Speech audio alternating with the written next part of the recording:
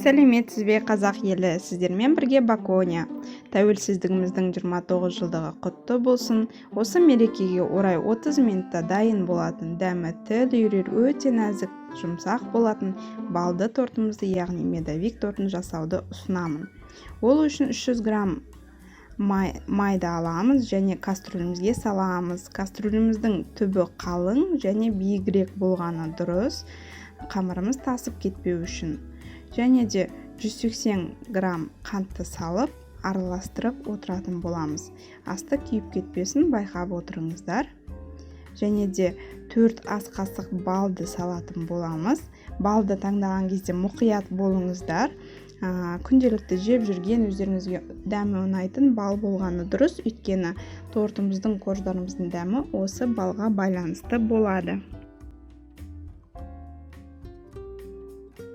Бәрі біркелкі еріген соң, 1 шай қасық сода мен шым-шым тұз қосып, орташа отта араластырамыз.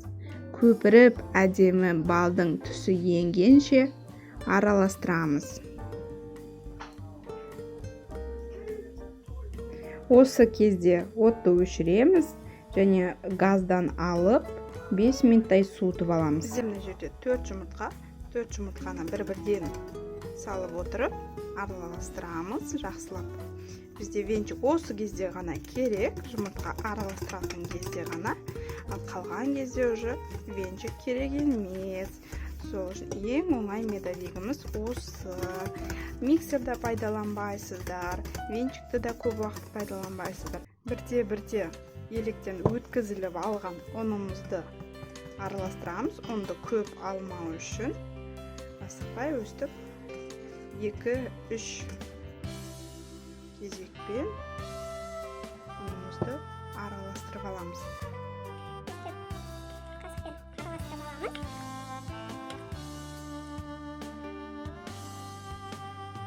Қою қаймақ тәрізді консистенция болғанша ұн қосамыз. Менде 15 ас қасық ұн кетті. Сіздер өздеріңіз ұндарыңызға қараңыздар, әртүрлі ұн болады. Кәдімгі духовканың формасына тефлон қағазын төсеп, қамырымыздың жартысын құямыз. Біркелкі болғанша жаямыз.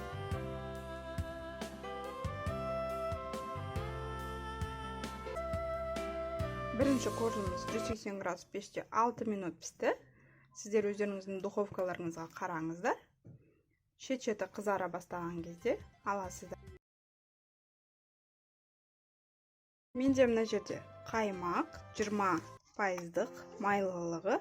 Сіздер енді өздеріңіз қалауларынша аласыздар. 1 килограмм 300 грамм. Сонда менде 200 миллилитрлік стаканмен 3 стакан және 3 ас қасық қаймақ қостым.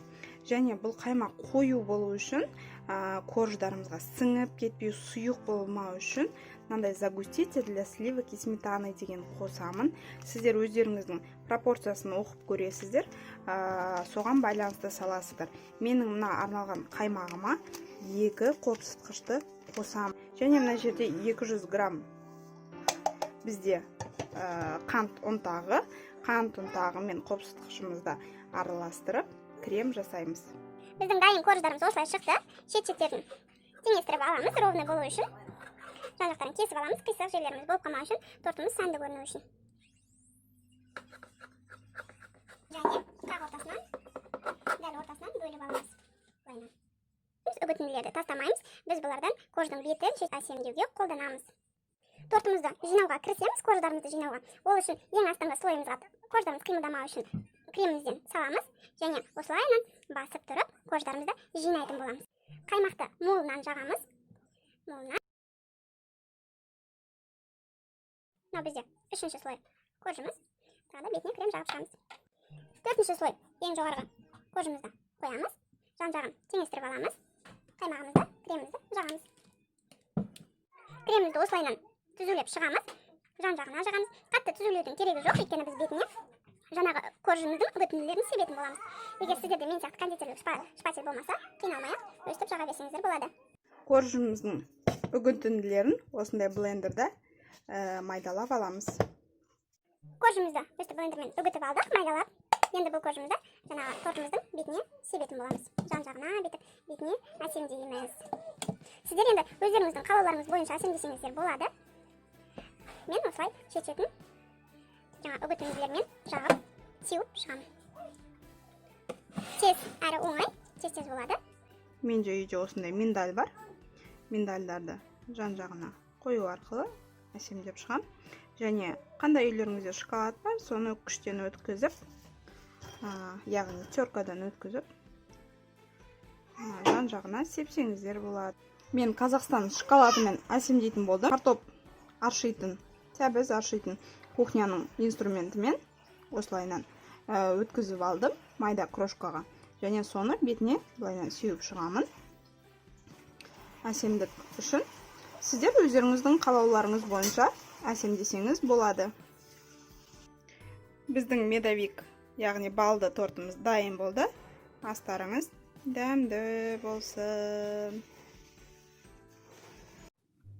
Менімен бірге жарты сағатта дайындап 6-7 сағат сіңдіріп қойып, өте нәзік, өте дәмді балды торттың дәмін көріңіздер. Қаймақты қоюлатқыш қосқанымыз үшін ортасында крем мол болып тұр. Менімен бірге болғандарыңыз үшін рахмет, лайк басып, комментарий қалдырып, подписация етіңіздер. Алғашқы видеомды қатты сөкпеңіздер, алда күшті рецепттер күтуде.